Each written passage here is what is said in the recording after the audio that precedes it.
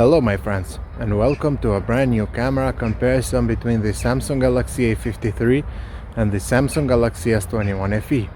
Right now we are shooting at 4K at 30 frames per second. Tell me in the comment section below which one do you think has a better audio and which one has the better stabilization. Starting with some samples from their main cameras, but first let me address the testing process. All of the daylight pictures were taken in auto mode with Scene Optimizer enabled since it is on by default. As expected with their main cameras, they are very similar with great details and excellent dynamic range. The difference, however, is in color calibration, since the S21 FE seems to be more vibrant, while the A53 is more on the flat side. Dynamic range seems to be going back and forth between both devices, and sometimes, like in this case, the A53 was able to handle the sky slightly better. In some other cases, however, I prefer the more vibrant picture of the S21 FE, even though the A53 is also pretty good itself. Overall, with their main cameras, both are able to take great images in daylight, with the S21 FE being just so slightly better, but the difference isn't really that big. Both devices are equipped with ultrawide cameras, and here I prefer the brighter image of the S21 FE. The sky, however, is slightly blown on both devices. In some other samples, however, the difference was bigger in favor of the S21 FE. As you can see here, the shadow details are more visible on that device. The A53, however, was able to go neck and neck with the S21 FE in most of the shots, and even though the difference exists, they are pretty minimal. Even though on paper the A53 has a weaker ultrawide sensor compared to the S21 FE, in real life, however, they are almost identical. And this is a good thing considering the A53 is a cheaper device.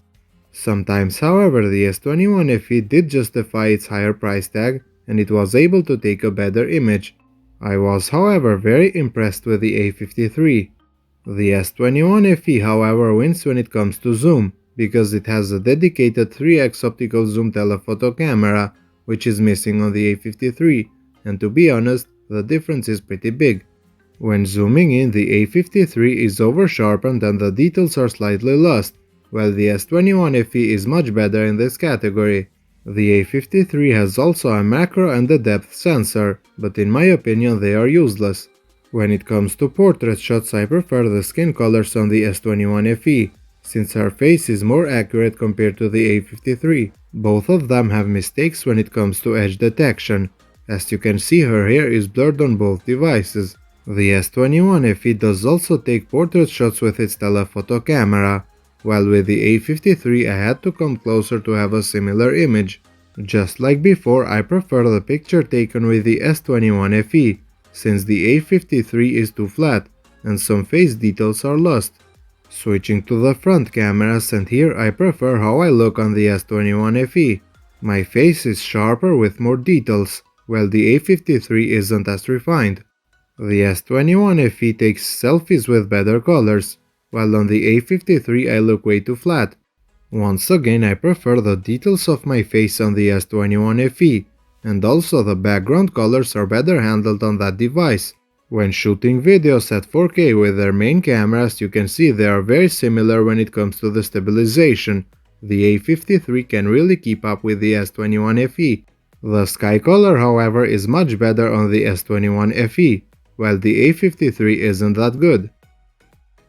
When recording with their ultra-wide cameras, however, the S21 FE is much better when it comes to stabilization. The A53, on the other hand, isn't as stable, and even the sky is more blown out. Moving to low light, and from now on every picture is taken with night mode enabled, since there is no point on taking pictures without night mode. When it comes to image quality, just like in daylight, the S21 FE is sharp as it should be, while the A53 has an over-sharpening on it. I do prefer how my face looks on the S21 FE, since more details are preserved, while the A53 lost some details of my face. With their main cameras, both are actually very similar, with the S21 FE having slightly warmer colors. Lens flare, however, is more pronounced on the A53. The S21 FE is also slightly sharper. As you can see here, the wood is more visible compared to the A53, which just like before has more reflections. This wasn't, however, in every shot, and in cases like here the only difference is the color, since the A53 is cooler and the S21 FE is warmer. I did, however, like both in most of the shots, and I was really surprised that the A53 could keep up with the S21 FE.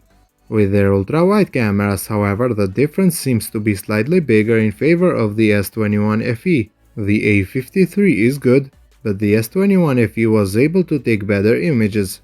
Here, for example, the S21 FE is brighter, sharper, and overall better compared to the A53. In some other shots, however, the A53 managed to take a comparable shot with the S21 FE, even though it still remains slightly darker. Just like with their main cameras, the colors on the S21 FE are more vibrant, while the A53 is more muted, which I don't prefer. The biggest difference in low light, however, is when it comes to zoom. Because of its dedicated sensor, the S21 FE was able to take much better images compared to the digital zoom of the A53. Pictures taken with the A53 are cropped in, and they lost most of the details, while the S21 FE has nicer colors and it is sharp. This isn't a big deal, however, since the A53 doesn't have a telephoto camera. So guys, what do you think? Let me know your winner in the comment section below, and as always, if you did enjoy this video, feel free to hit the thumbs up button. Thank you for watching, and I'll see you in the next one.